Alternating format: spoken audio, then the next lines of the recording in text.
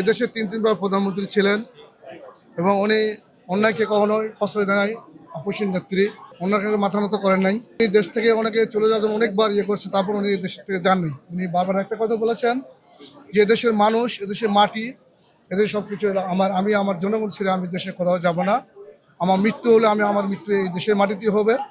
এবং যখন উনি বেশি অসুস্থ হয়ে পড়ছেন, ওনাকে বিদেশে নেওয়ার জন্য, বাইরে নেওয়ার জন্য ওনাকে করছিল। তারপরে উনি বলছে না, আমার মৃত্যু যেহেতু আমার দেশের মাটিতে মৃত্যু, আমি বাইরে যা মৃত্যুবরণ করতে যাবো না, এদেশে আমার মৃত্যু হবে। উনি বলেছিলেন যে আমি যতদিন বেঁচে থাকবো আমি আমার দেশের মানুষের জন্য কাজ করব। এই কথাগুলো ওনার বারবার মনে পড়ে। ওনার চিকিৎসার জন্য ওনাকে বাংলাদেশের ডাক্তার দিয়ে ওনাকে ভালো করে চিকিৎসা করা দেওয়া হয় নাই। এবং ওনার যে ব্যক্তিগত চিকিৎসক ছিলেন doctor M A Zahidur Rahman, তাকে অনেকবার হুমকি দেওয়া হয়েছে, তাকেও চিকিৎসা করতে দেওয়া হয় নাই। তারেক রহমান উনি ধরে রাখবেন এবং ওনার মায়ের যে আদর্শগুলো উনি এটা পালন করবেন। ওনার মার থেকে উনি রাজনীতি শিখেছেন, উনি মা যেভাবে দেশ পরিচালনা করছে উনিও সেভাবে দেশ পরিচালনা করবেন, আমরা এটা আশা রাখি। সহজেই পারতো এই খুনি হাসিনার যে মিথ্যা মামলা থেকে বেরিয়ে দেশে বাইরে যেতে পারতো, উনি আরামায়েশ ওনার সন্তানের সাথে জীবনযাপন করতে পারতেন।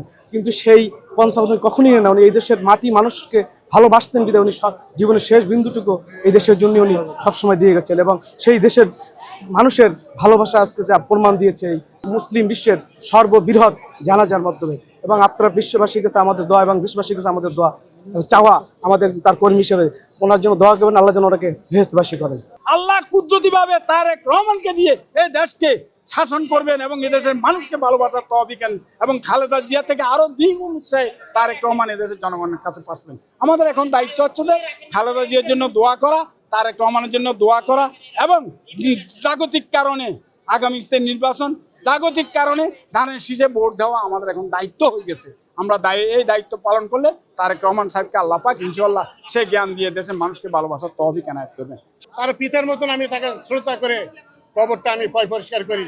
এর সে আর ভাষায় প্রকাশ করতে পারি না যে আমি এত বড় একজন, আল্লাহ তাআলা আমাকে তৌফিক দিয়েছেন যে এই কাজটা করার জন্য। আমি আল্লাহর কাছে সবসময় প্রার্থনা করি, আল্লাহ আমি যেন ম্যাডাম খালেদা জিয়া এবং এই শহীদ রাষ্ট্রপতি জিয়াউর রহমান, আল্লাহ যে এই দুই ব্যক্তির বাংলাদেশের শ্রেষ্ঠ তারা লোক, যেন এই লোকগুলো যেন আমি যেন কবর যেন সবসময় পরিষ্কার পরিচ্ছন্নতা যেন করে রাখতে পারি। আল্লাহর কাছে সবসময় নামাজ পড়ো, দোয়া করবো, আল্লাহ তাদের বেহেশত যেন নসিব করেন। আর যে পরিবারকে যারা আছেন আল্লাহ তাকে সুস্থ শরীরে রাখেন।